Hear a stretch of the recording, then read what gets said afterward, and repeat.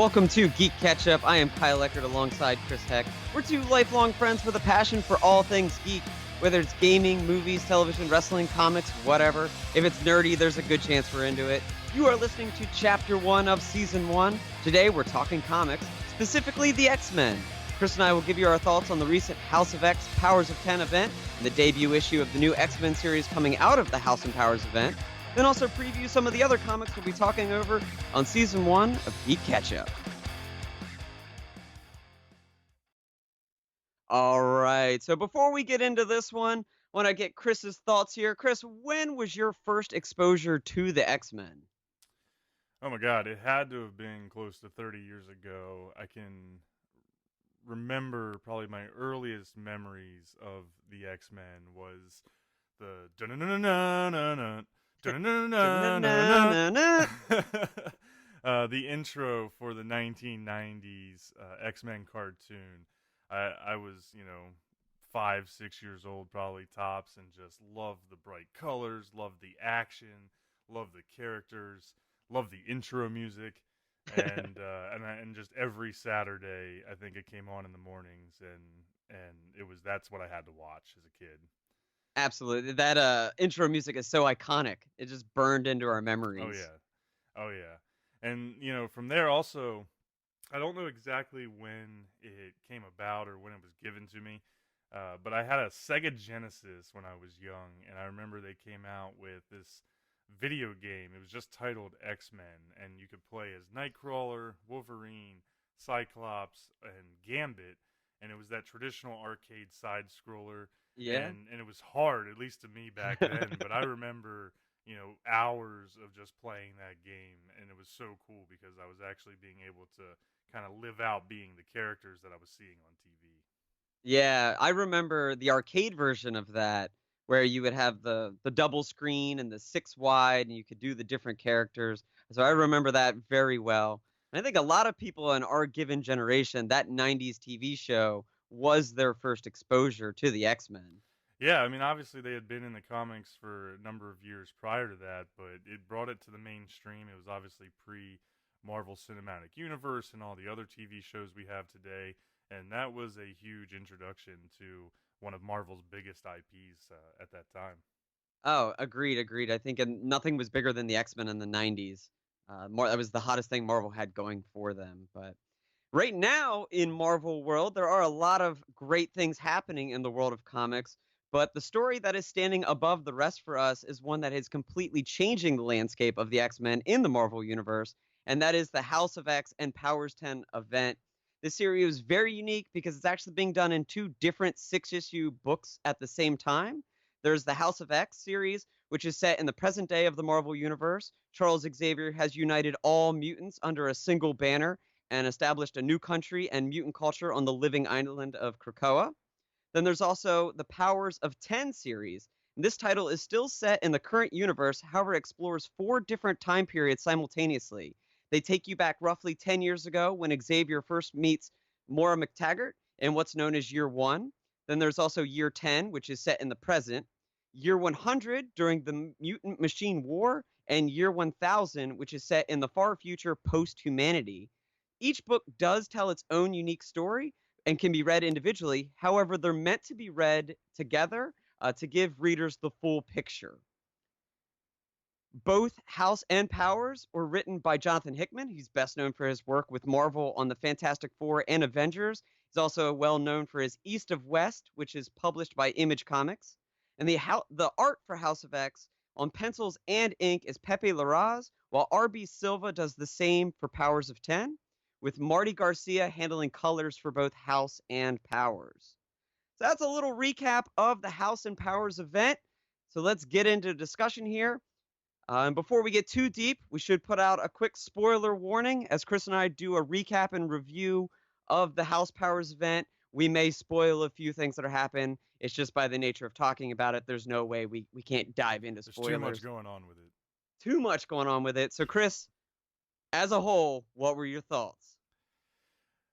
It was pretty awesome. I was fairly blown away and slightly overwhelmed at how much there was to read here because of the fact that it was a dual storyline, as 12 issues total, um, and with the multiple timelines and how many characters we see, it definitely was a lot to take in, There's a especially lot from of moving there's parts. a A lot lot of of moving, moving. yeah, and especially as someone really getting back into reading comics more. I had taken definitely a step away from the X-Men stories over the last couple of years. I think the most recent that I had read was a reread of Days of Futures Past, and then the Avengers versus X-Men and things like that, from a little while back. So it was also, as overwhelming as it was also a great time to come back into the X-Men with how much is going on, what they're setting up for the future of the X-Men, and really always having that love of the X-Men, regardless of how connected I was to the current events that they had. It was a really great time for me to come back in. I'm sucked back in completely. Yeah, I mean, like we said, the '90s X-Men was our debut to a lot of comic book heroes, a lot of superheroes, and it's great to see the X-Men returning to their rightful place within the Marvel universe because they were so big in the '90s and the early 2000s with the television show and the movies that were coming out with Hugh Jackman playing Wolverine and Patrick Stewart playing Professor X. Like they were so big in the '90s, but then they did feel like they fell out of favor Yep. once the Avengers movie started coming around. And I know part of that ended up being a business aspect that Fox owned mutant rights, so Marvel It made Studios them couldn't do stall. anything. It It stalled did. out the X Men franchise a little bit. Obviously, the comics were still going on in the background, and I'm sure that there's a number of listeners that are diehard comic fans that would argue with us. But if you really look at the mainstream side of things, the the issues with Fox and Marvel and the rise of the Avengers really into being the spotlight, it probably did cause them to stall out a little bit. Yeah. But we're definitely here to celebrate what's going on in the X Men and really talk and unpack everything that went down in these loaded issues. Oh yeah, it was so nice to see them back in that spotlight. I'll say I fell in love with the story right out the gate, just like you. I got into X-Men as a kid. They, like I said, they fell out of favor, and then once they came back with this story, it was like, yes, the X-Men are back where they're They're back. supposed to be. They're Exactly. back. It returned so many classic characters to their roots for me, while also setting this new tone for the future. And I'll say the pacing, even though it was a 12-issue book, the pacing of each book was so masterfully handled by Hickman and crew, like Larraz and Silva, just that there were plenty of twists and reveals. It felt like every week when I was going into the comic book shop, I was eager to just snag it, get home, and read it right away. And then as soon as I would read it, it just left me hanging. I wanted more. And it also made me want to go back and reread each issue that came before it. There was just so much going on. It is true, and with the different timelines, you got this interesting mix of reveals and current action in that book, something to really suck you into that specific book, and then you had these little cliffhangers or setups for the next one. So from a storytelling standpoint, it was very masterful. For me, I was kind of thankful that I didn't have to wait for each one of them to come out as you did. I was more of the Netflix binge style here. I had all 12 issues ready to go and was able to run through them. And pretty much I did them in chunks. I think I read the first four and then the second four and then the final four all together. And so it probably was a little bit easier for me to keep up with what was going on, but there was a ton. The Myra McTaggart or Myra X character was a little bit newer for me, Hmm. and I found her extremely interesting. And of course, she was crucial to this story, with her ability to essentially reset herself. Yeah. But I So was really sucked into her and the timelines they gave us. what was a great reveal for House and Powers was longtime mutant ally Maura McTaggart. Everyone always thought she was a human, and for so long she was a human. And with this new series, this new event, they actually set a new landscape for the X-Men and made her a mutant with the ability to resurrect herself or to reincarnation, excuse me, of reincarnation. So each life, as she dies, she's reborn as herself as a baby, which but keeping all of her same memories from her previous lives. And then once she realizes she's a mutant, she takes up the mutant calls. And it just totally rewrites the history of the character and actually rewrote the history of the X-Men, which I thought was super cool. See, that's even better. I didn't realize that she was not a mutant before this. I thought maybe she was just someone I wasn't familiar with. But I found her so interesting, and the way they used that to tell the story with the different lives that she had, the different things she tried, how it impacted the humans, how it impacted the mutants, and ultimately where it led to us as we move out of these issues, which we'll probably talk about a little later. You know, it gave a new perspective, and the idea of somebody being able to, you know, essentially reincarnate but also know everything that they had in their previous lives was such a cool idea to me, because, you know, if you had all that inside information, you would think you would be able to do anything or accomplish everything you want, but that didn't end up being the case here.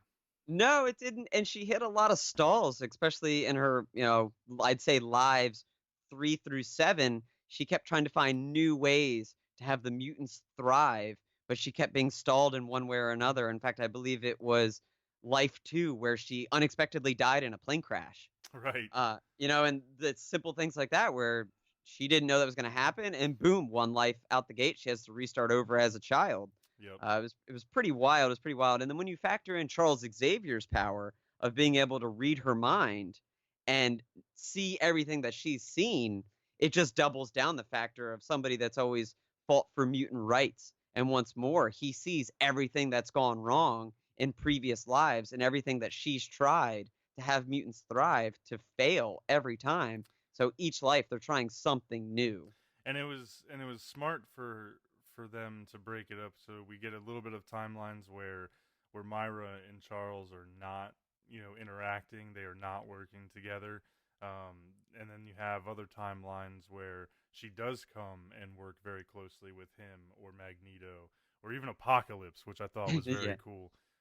But just to be able to see how many different angles she took on solving the mutant dilemma of how they can survive, how they can come back after the events of Genosha, how they can coexist with the humans and not be wiped out. It was storytelling. You know, you would love to see something like this done on TV or in a movie. Sometimes I think this is where comics prevail, because they really can hit these types of complex, nuanced stories without having to worry about shoving it into a 2-hour time frame. Yeah, well, and they're limitless with, artists being able to draw up anything that they can imagine. You're not limited by sets and props and green screens even. You can just really just explore your imagination. So, but with that, talking about the art, what did you think about the art in both Howers and Powers? As we said, we have Pepe Larraz doing the art for House and RB Silva doing the art for Powers. What did the art do for you, Chris? I really liked it. I thought it was a more modern style, you know, because sometimes you see that breakdown between an older comic style and the newer art, you know, and I liked that it really spoke to the gravity of what was going on. You had some very dramatic moments in this story that the art, you know, just brought it to life and just gave you goosebumps almost when you saw it. But at the same time, you know, there's a lot of scenes in this when they're introducing Krakoa, the island mutant, you know, where everybody is going to be living. You know, you have some wider breadth panels where you need to see how beautiful this is. It really is. They describe it as Yeah. an Eden, and it truly does show up like that. It's just this beautiful tropical island. It's got all these mystical kind of properties and almost magical powers, you know, being that it's an ancient mutant. And so I just really thought that the art, from beginning to end, it was consistent, it was powerful, and I enjoyed every bit of it. It complemented the story perfectly. It's funny that you say that it complemented the story perfectly. That is exactly what I had in mind when I was thinking of the art. Like, it had a lot of clean lines with solid details on the characters. The coloring was just so appropriate throughout the entire series because this was it was very bright and vibrant. A lot in the color schemes. There was plenty of lens flares and sun flares. But the X-Men stories as a whole, I think, are meant to be uplifting, and especially this series, it's meant to be uplifting and happy, and it's a new day and a new dawn for the mutants. and I felt that the colors perfectly reflected that. And I also feel that within this art, sometimes in comics, you get a series that is a little more dialogue heavy. And I feel that this is absolutely one of those series where it's a story driven series and it's a lot of dialogue and a lot of back and forth between the characters. And sometimes the art just simply needs to be a supporting player in that. And with House and Powers, this is definitely one of those comics where it's not to say that the art was subpar because it was not. It was absolutely fantastic, but it just complemented the dialogue and the scenes back and forth where, it gave the spoken word a chance to go center stage, which is where it needed to be, which I thought was super cool. Yeah, I totally agree. I I know where you're going with the art and the happiness, but I'm almost going to take a different view here because it, there are a lot of moments that are very happy for a lot of mutants in this, but the real overarching story is really dark and kind of bleak. And the mutants have been going through a ton, over the years. They've never gotten along with the humans, but in this story, we see the desperation of the humans gets so strong against the mutants that all the factions come together. There are Yeah, moments yeah. where they're talking about Shield partnering up with folks from AIM and Hydra and these evil organizations, and they're Right. all coming together united in order to essentially defeat the mutants. Oh yeah. There, The corporation of Orcus. yeah, the Yeah, Corporation of Orcus. Yep. it's X Hammer, X Shield, X Hydra, X AIM. All of these scientists are coming together because they realize what a threat mutants have become, and they're just all out to stop it. So I'm with you. That is very bleak.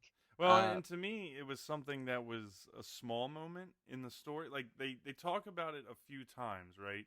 Orcus and the different organizations that built it up, but they're really kind of small call outs. It's just a text bubble where they'll talk about it, or make a comment about it.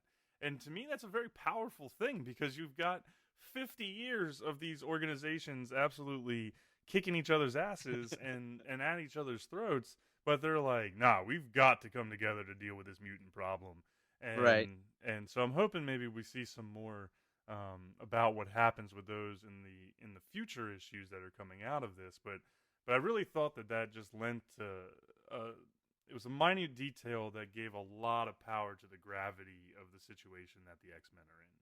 It's true. And while I say there were bleak moments, I was taking on the approach that it's been so depressing and the mutants have been beaten down for so many years that there's, to quote Charles Xavier, no more. I'm not putting up with this any longer. For years, we have been played second fiddle, knowing we are your superior and we are your evolution to the humans. And he says, I'm done with this. That You is know, true. this is the new status quo. You went to bed last night. That paraphrasing a lot of what he said in the comic is you went to bed last night thinking your world was one thing and you woke up and now you need to realize that it is very different. We are Yeah. here and we're no longer just going to play second fiddle and just live our lives in either fear of you or behind you when we know we are your evolution. that that was you really made me think about the fact that Charles Xavier's evolution in this story was probably as great and as drastic as the mutants in general. You Oh, to yeah. your point, it starts out with Xavier being normal Xavier. He's sitting on a park bench. He's thinking that everything can be okay, whether he knows it or not. He's thinking, "Oh, everything's happy-go-lucky. Look at this beautiful day. Look at this beautiful carnival that's going on. Humans and mutants can live together." And Myra helps, teach him that that may not be the case.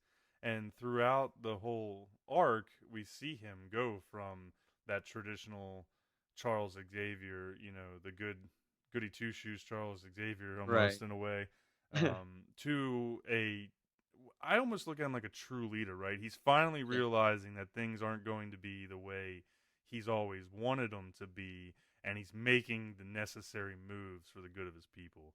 So there's so much going on here to unpack. We could probably talk about it for hours and hours.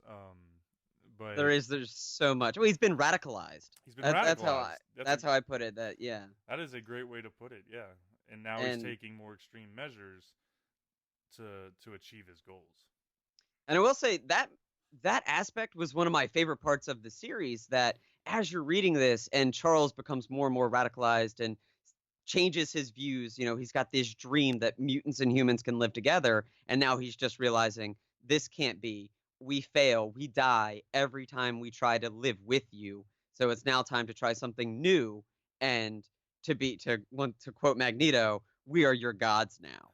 Yeah, that was absolutely one of my favorite moments, and it was early on. But when he tells all the ambassadors that they have new gods now, that was a and it really set the tone for me, especially being a guy that loves geopolitics and things like that. You know, it was one of those kinds of moments. But uh, that panel where he's turning around and the sun is up behind him, and it's got all that symbolism, and he tells them that. Yeah, I was like, "Yep, let's do this. I'm in."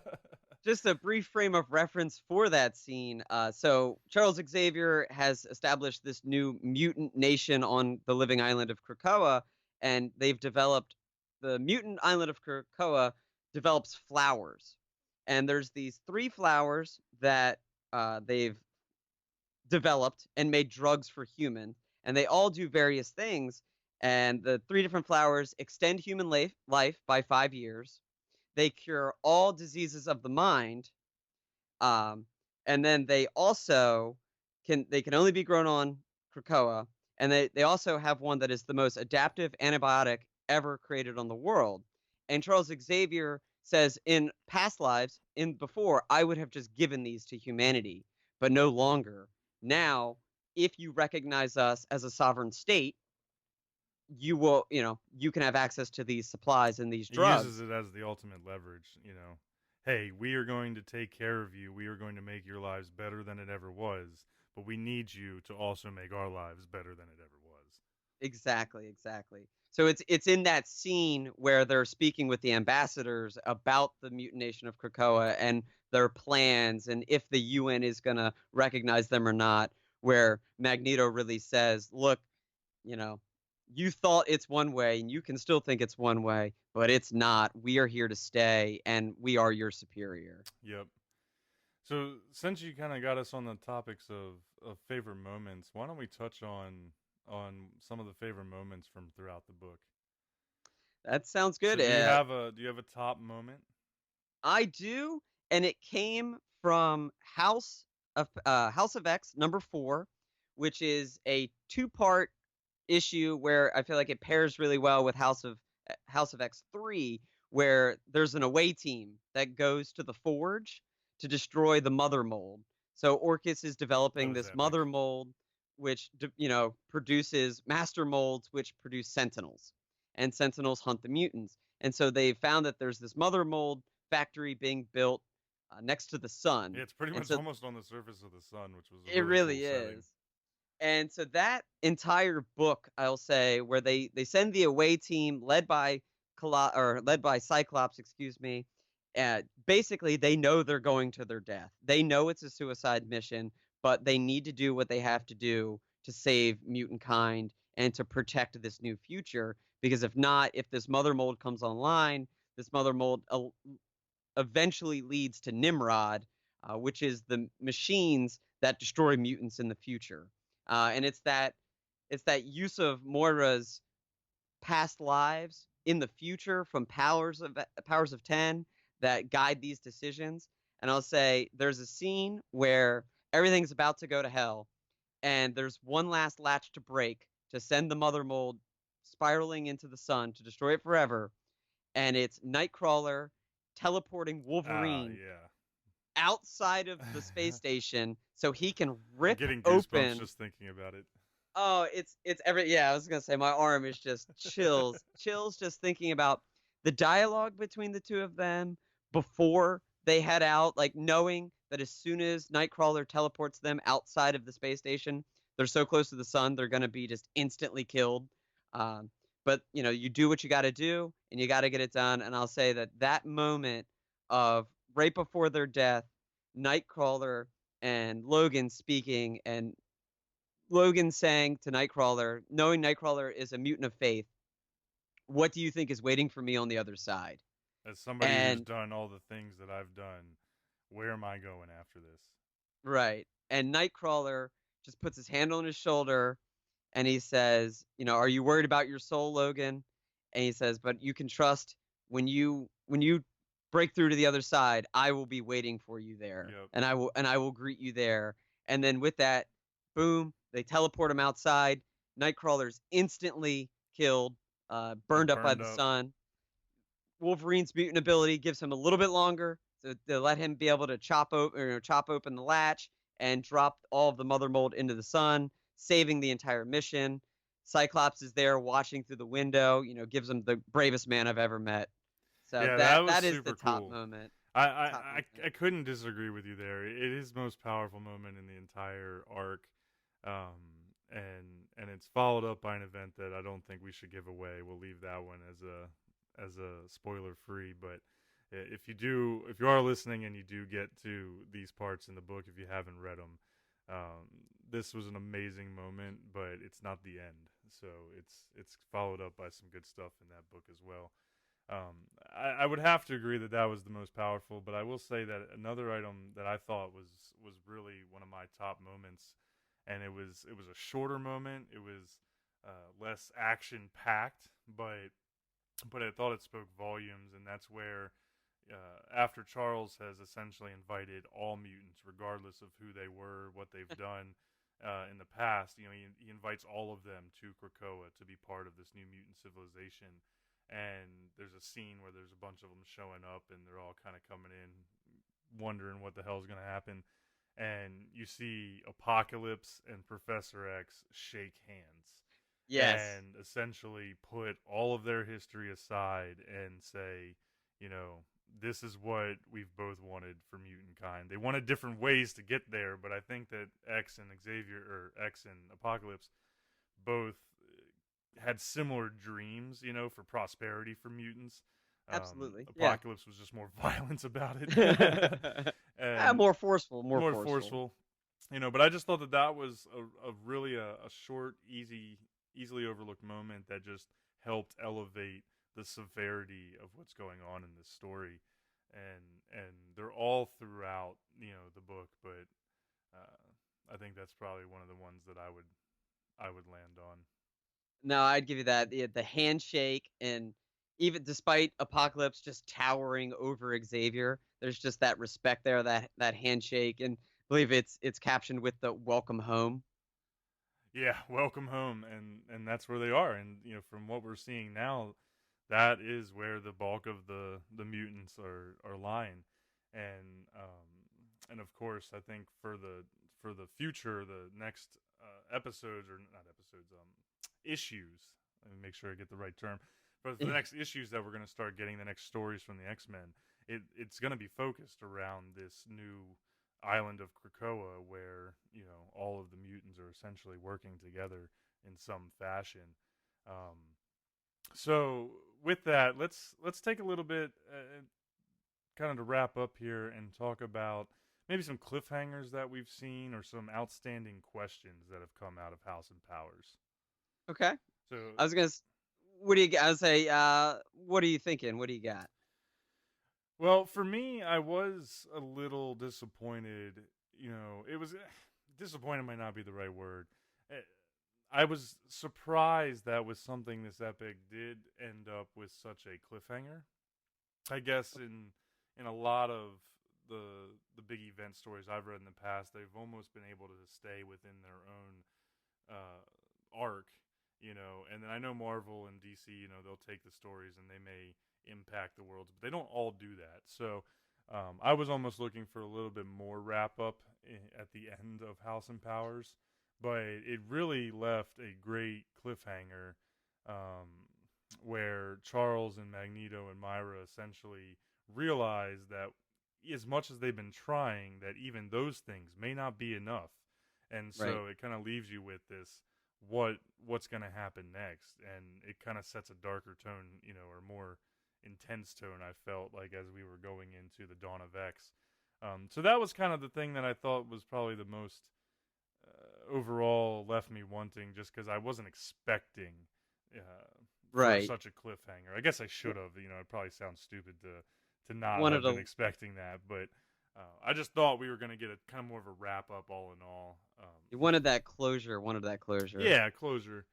What I'll say in defense of Marvel, because they've done this, and having read comics for a number of years now and knowing how they use events like this, you say, it left you wanting a little more. That is exactly what Marvel wants, because there are 6 new titles spawning out of this House of X Powers of 10 event. And so now that you want that little more, it's taking these new series and this new Dawn of X in a new direction. So it's hooking you in to start reading a little more. They do. They've definitely hooked me in to start reading a little more. And we'll definitely be talking about some of those spin-offs that are coming with the Dawn of X. I think really the only other thing I would say too was that, and this happens when there are so many storylines going on in a book like this or a story like this, but there were some things I felt like didn't get quite as much attention as I wanted. When we see Mr. Sinister and his gene copying, program, and kind of how important that is to the story, I was really expecting a ton more about, maybe the trials and tribulations he went through to get that done. Or maybe some mutants where they had a lot of trouble with getting the DNA sequences for whatever it may have been. And we really didn't get too much on that. They just kind of touched on what was happening and then moved forward. So there was a few things like that I'm really hoping maybe we see more in the Dawn of X stories, but And we may not.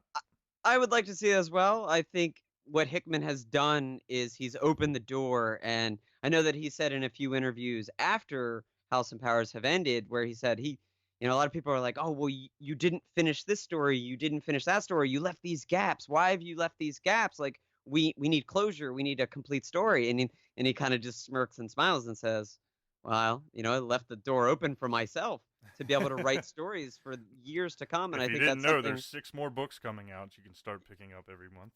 Yeah, there's 6 more books, and he's got a long-term vision, and I imagine Marvel also has a long-term vision where there are these little gaps in these little holes where he purposely left them there so he can double back and tell those stories. Because I'll agree with you. A few things I wished I could have gotten a little more out of was the year 100 timeline with the mutants, the genetic cloning that Sinister did, and the chimeras as they're called. You see some pretty cool mutants in that era. Blends that it's one mutant, but with 5 different powers because they've been pulled together from 5 different mutants. I'm thinking Rasputin and Cardinal and those characters.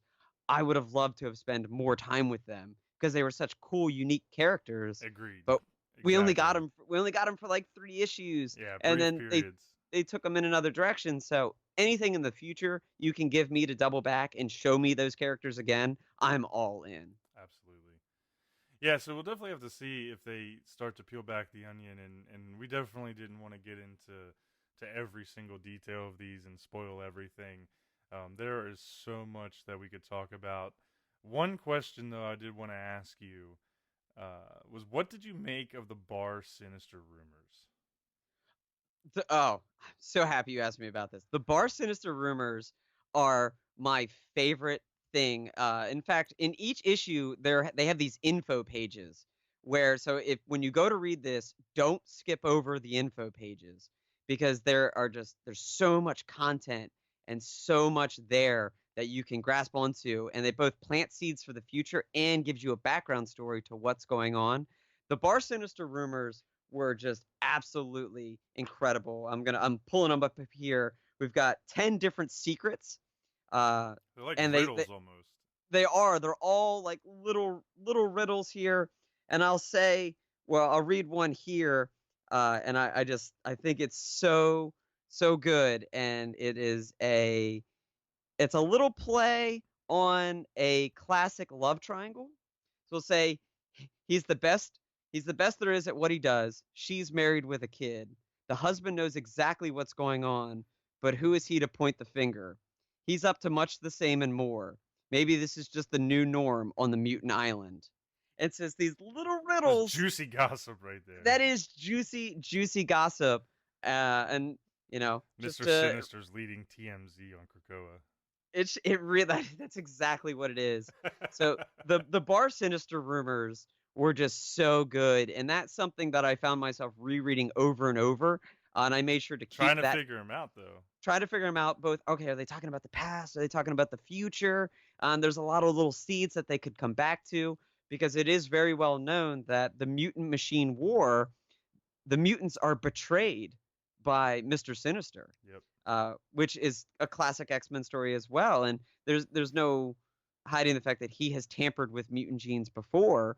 He is the result of Cable tampering with Madeline Pryor and Scott Summers' genes to produce Cable. So seeing him lay those little plant that once again I keep saying planting those little seeds for the future, they were just the best. The Bar Sinister are my favorite of those info pages. Yeah. So when you go to read it, info pages for sure. Yeah, the info pages were nice. I found that they definitely helped, fill in some of the gaps on the background and some of the extra stuff that was going on. But I know we've got to wrap up this discussion for today. I wanted to take one last uh, thought as far as leading into the Dawn of X. What really stood out to each of us, and then we'll wrap it up for today. So, when all of the House and Powers stories were wrapping up, you knew that there were new stories coming. What was it really that kind of stood out or excited you as we were moving from the House and Powers story into the Dawn of X?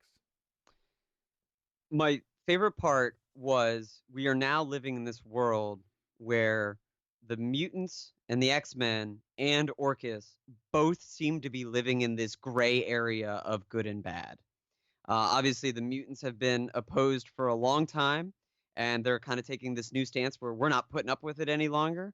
But now they're going to these extreme measures. So, you're behind the X-Men. It is the X-Men Oh book, yeah, and you want to support them. But then you're kind of looking at it like, wow, they are really going to the extreme of what they need to do to secure their survival.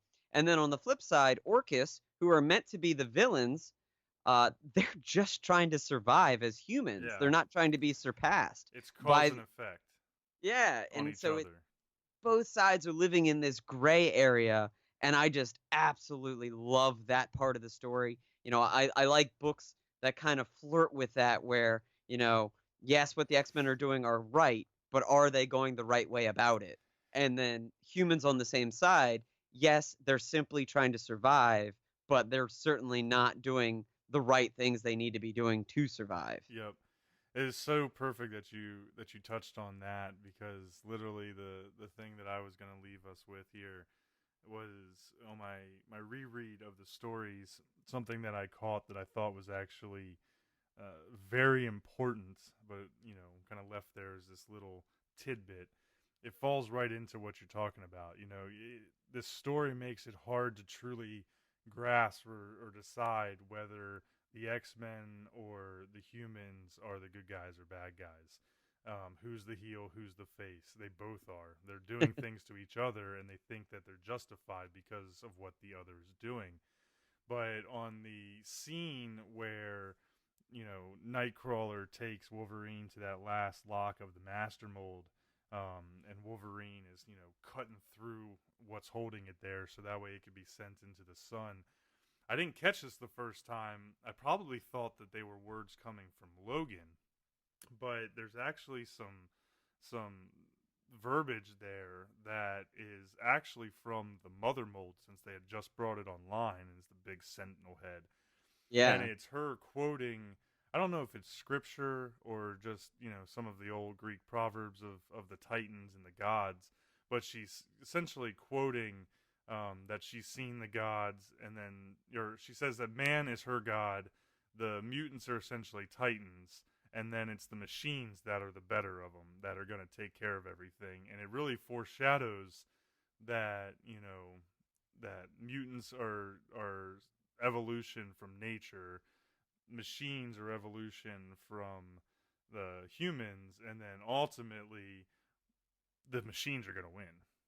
Right. And it's the machines that feel that they are superior to both in every way. And so I just thought it was a really powerful piece of foreshadowing, and there's so much to be seen with the Dawn of X and all of these stories that are coming out. So I'm sure that as we talk through them, we will kind of circle back and talk a little bit more about the House and Powers. But if you haven't read them, I definitely suggest you go out, you grab all 6 issues from both sides of that story, because you need all 12 to truly grasp everything that they've got going on in the X-Men world, and it is an exciting time to be an X-Men fan.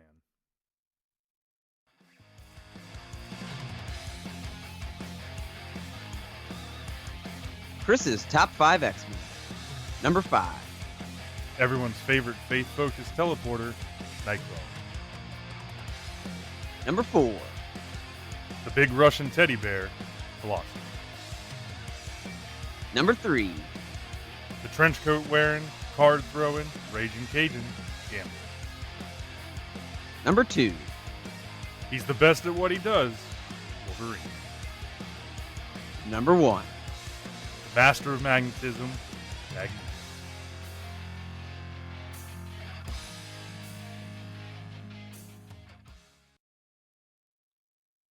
So as we said, spawning out of House of X and Powers of 10 is a brand new era of X-Men. It's been dubbed the Dawn of X. This is launched with 6 titles and more to come in the future. We'll be reading and covering a few of those series here on Season 1 of GeeK KetchUp. But right now, we're going to look at the new series, the flagship series, which is being penned by Jonathan Hickman of the Dawn of X line. It's simply titled X-Men. The art is being done by Lionel Francis Yu. The two have previously worked together during Hickman's historic run on Fantastic Four, but Yu has also done art on top titles such as Captain America, Star Wars, and the Avengers. So we're going to dive right into this. Dawn of X, Issue 1, X-Men, coming out of House and Powers. What are you thinking here, Chris? Like, it sets up so much from the initial flashback. The very first scene we see is Cyclops trying on his glasses for the first time, as Xavier is telling him to trust in him and trust in the way, and that you'll be able to see better than most. What did you think overarching going forward of this new Dawn of X-Men line? I mean, first and foremost, I had not been this excited to read a new comic story in a long, long time. After House and Powers and just everything that went on with that, everything they set up, I really felt like this story was going to come out with a bang and is going to pretty much just be a ride all the way through. So I really enjoyed it. I like that it has a Cyclops focus, at least in that initial part, because he's really got a hard job in front of him. He's essentially the general of the Krakoan mutant army.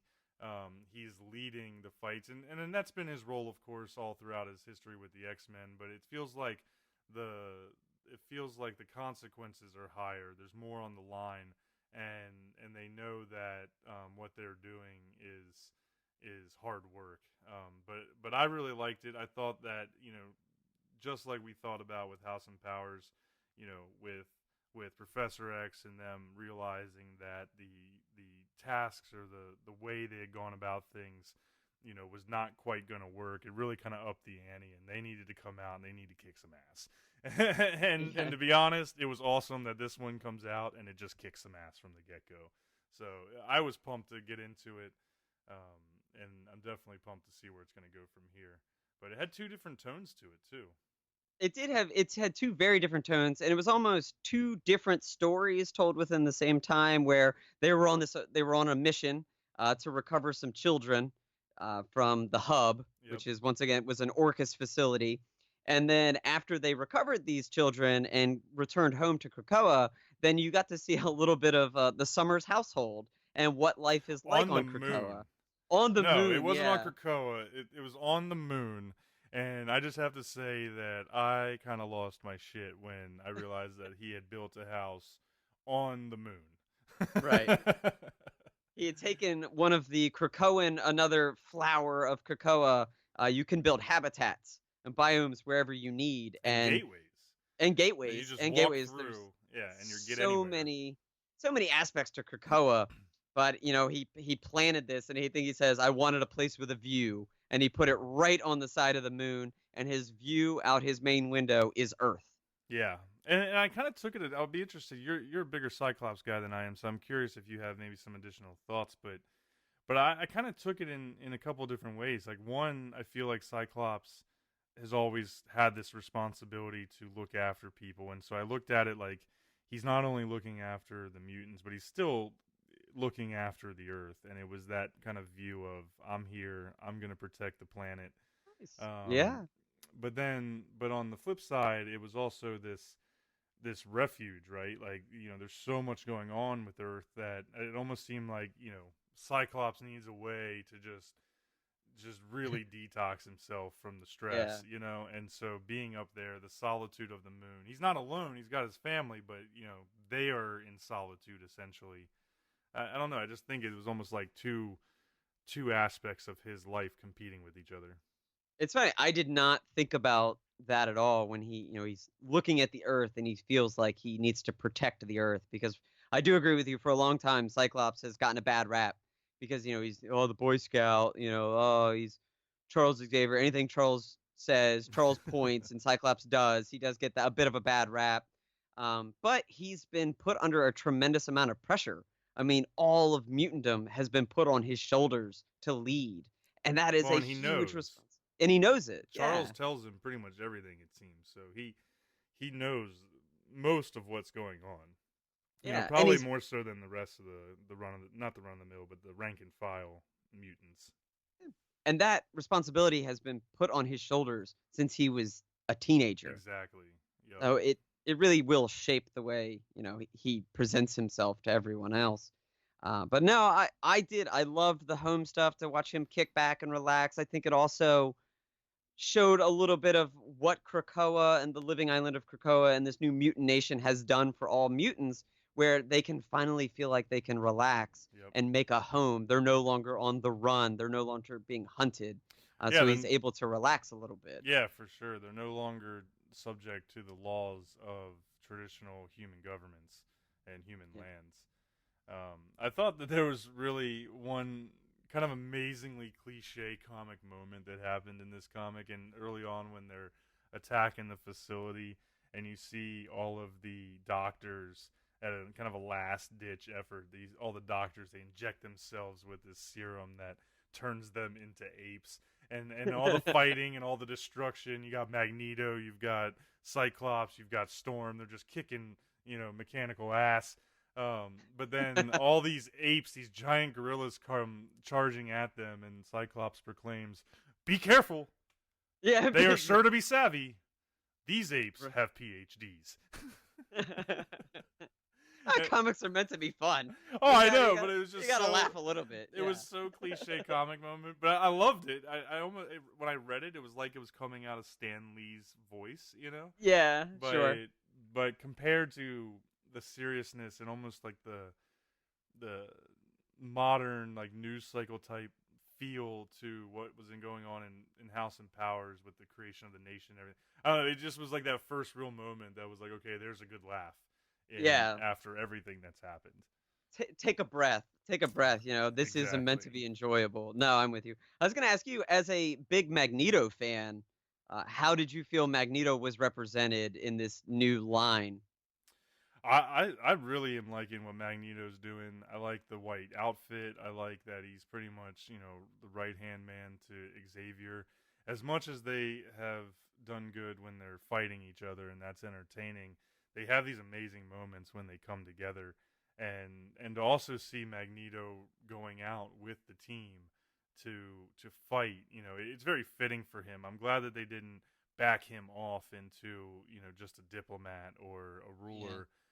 He is very much on the front lines, and being involved. And I think he kind of likes it a lot too, because when he comes back from the fight and everybody's like, "Oh," they're all giving Magneto the attention and not Cyclops. That was also pretty typical, I guess.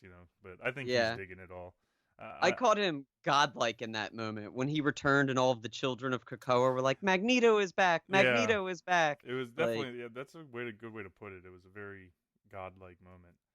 Um, And he's always had kind of a god complex. You know, he knows he's powerful. He knows he's better than most of the humans and all of that. So it still fits in. It's good to see so much be true to these characters, despite how much is changing.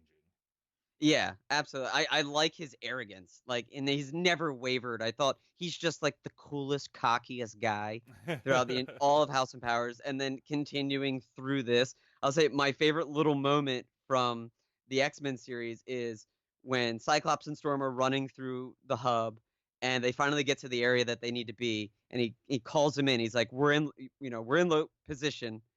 Make your entrance," and he rips apart the side Oh yeah. of the hub and then just goes to land. But before he lands, he says to his daughter Polaris, like, Clean it I up. don't want I don't want rubble at my feet. And so she clears all of the metal away. So when he can land, it's just a clear patch Yeah. of land. Add the It's red so good. carpet too while you're at it. Yeah, throw out the white carpet. Like, the cavalry's here. Make sure everything's clean for me. Yeah. It was a good start to the series. I'm definitely excited to see what's going to come over time, and we will definitely be revisiting this story in future episodes of Geek Ketchup. But I do want to talk just real quick about some of the things that we see set up here for moving forward. Um, I thought that we saw some interesting stuff with the the post-human. I'm not sure what her character name really is, but there's one character introduced very briefly in this story Yeah. that seems to be from the future, essentially, given where they are in the timeline, and then I know she kind of runs off. But my question to you is, we're definitely going to see more of her, right? I hope so. I really do because I feel like that is something I don't know if we're gonna see it in the next like 6 issues or 12 issues even, but I really hope that character comes back. Seemed like a very Because important moment for being such a quick moment. no, and I would agree with you on that. Like, and it did seem significant, especially in the fact that Magneto was about to tell Polaris to chase her down, and Yeah. Cyclops was like, "No, that's not why we're here." So it was almost like a bit of a fourth wall break of saying, "Yes, we hooked you. We know that that is interesting, but for right now, this is the story we need to tell. We'll chase her later." Yeah, yeah. I'm really hoping we see her because I think she's going to end up being a somewhat important part of what's going to happen moving forward. And then the other thing I had here that I wanted to ask you about was, towards the end of the issue, we see a character that was introduced in House and Powers. She's a human character, human scientist named Dr. Gregor. And early on in House, and I forget if it was House or Powers, but early on we see her husband die, and he's clearly an important part of the human military machine. And for all that we saw going through House and Powers and some of the advancements that the mutants are able to do now to keep their lineage rolling, it looked like at the very end that maybe the humans know what's up, and she talks about bringing her husband back, and it was this aha moment, like, okay, are the humans aware? We didn't think that they knew what was going on with that leading up to this, but now it seems like maybe they can start reincarnating their folks. What do It you does think there? seem it definitely I mean, they make it so clear. She's holding a little crystal. She's holding a red crystal in her hand, and there's a lot of theories about what that crystal could be, and what it means moving forward. I actually think it's a Shi'ar crystal. So it Okay, houses information. The Shi'ar crystals get mentioned in those info that's pages of true. Bar Sinister and things like that, and essentially it just houses data, and obviously it has some more mystical and universal powers to it. Uh, that the Shi'ar are this, galactic empire and Super galactic advanced super compared advanced. to humans, yeah. Yeah. So I think maybe they've stumbled upon that, and as scientists, they're tampering with it. Just like all good comic book villains do, That's they true. find something that is beyond their understanding, so they just start tampering with it. Yeah. Regardless of what might happen. And there's always unknown consequences. There's always unknown consequences. So yeah, I really thought that those were kind of the main highlights. I thought it was a great opener issue. It definitely set up. It's amazing, really, to think about how the arc, um, the severity of the situation through the whole House and Powers arc grew so much that okay, here's the next step, and they were still able to cliffhang you Oh and yeah, keep it moving forward. Like, okay, I can't wait for the November issue to come out. yeah. Just It to see what's happening. it's just been great writing. Um, so we'll definitely continue to follow this along as we move through season 1 of GeeK KetchUp. Any last thoughts on Dawn of X before we move on? I'll say one of the coolest things that I think will happen in the X-Men series of Dawn of X is that Hickman has said that the team is not limited to just what you see in that opening issue. So in that opening issue is very Summers heavy. There's a lot of people from the Cyclops lineage hanging out and on the team and going on the away missions. And Hickman has said in interviews that the roster for this X-Men book will always be in flux depending on Okay. what the mission is. So I think it's going to make for a really exciting read because as you go in, week out, like one week Magneto might be there and helping out with the team, and then the next week, he's off doing something else, and you're gonna have Bishop or Cable or Marvel Girl fill in. Yep. One week Logan may be there, depending on the need of the mission. Depends on which X-Men we're gonna see. So as a fan of X-Men, who there's just so many X-Men and so many varieties of characters and personalities, I think that is an awesome way to look at this new series that we're gonna get a little flavor of everybody. Yep. Well, and that lends to probably being a long arc. Maybe we're going to see this carry out over months and maybe the entire next year if it's going to be told in those kinds of chunks and really bring in so many different characters. So we definitely are excited to follow it. We want to hear the feedback from the listeners if anybody out there is reading it as well. But definitely check back in the future as we will cycle back when more issues come out to keep lending our thoughts to what we think about what's going on in the world of the X-Men.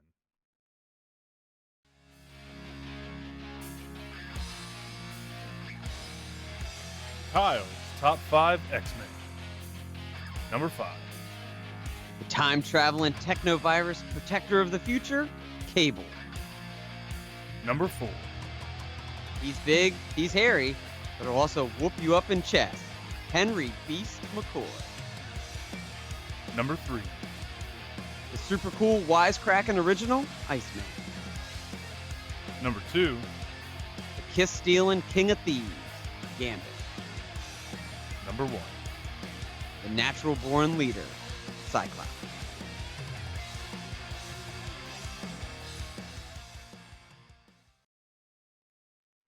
All right, and we're back. With all the comic discussion today, we wanted to just take a quick minute and look at the various titles that Kyle and I are reading outside of the X-Men. We are definitely interested in the whole world of comics, and we will be touching on more than just the X-Men comics as we move through Season 1 of GeeK KetchUp. So let me throw it over to you, Kyle. I know your list is big, but what are the highlights on what you are reading outside of the X-Men? So outside of the X-Men series and the Marauders series of Dawn of X, on the Marvel side, I read Captain America, King Thor, the Absolute Carnage event, and as well as Venom.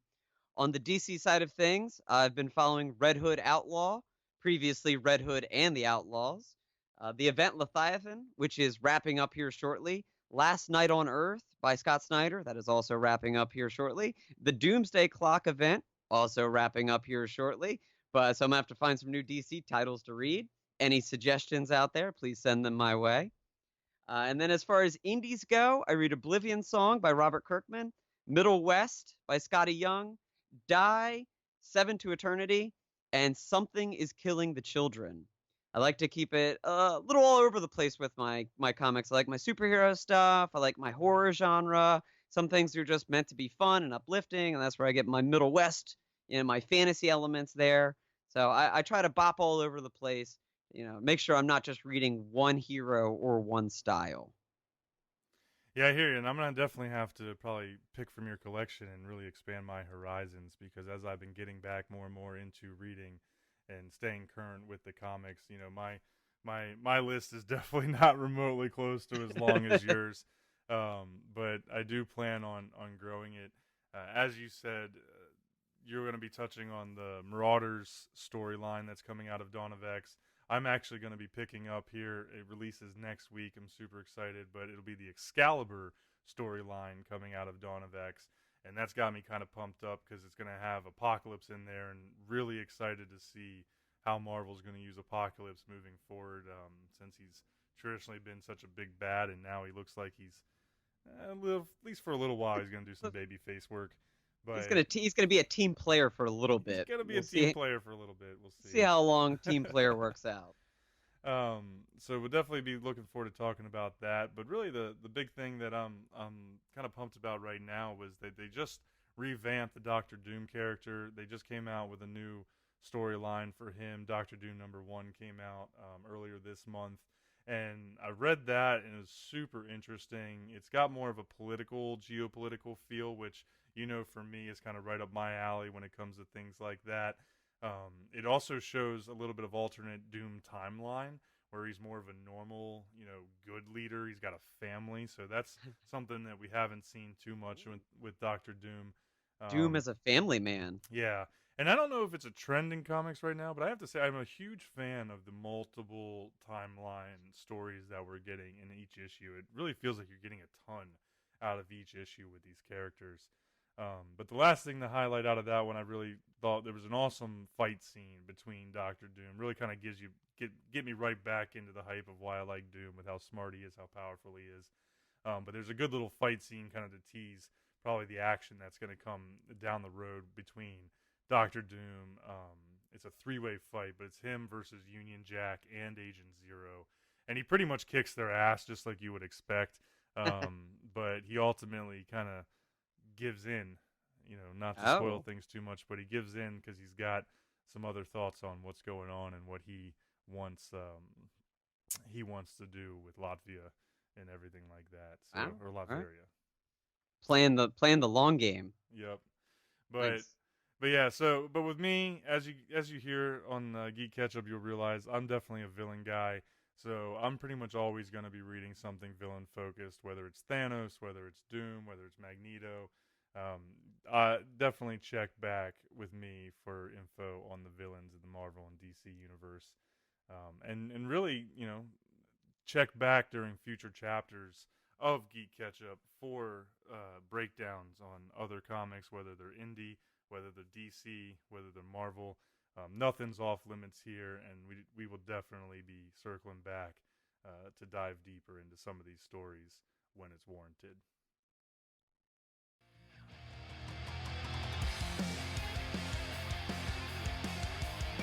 Thank you for listening to GeeK KetchUp. If you enjoyed today's chapter, please remember to subscribe to GeeK KetchUp on Apple Podcasts, Stitcher, Spotify, or wherever you listen to your podcasts.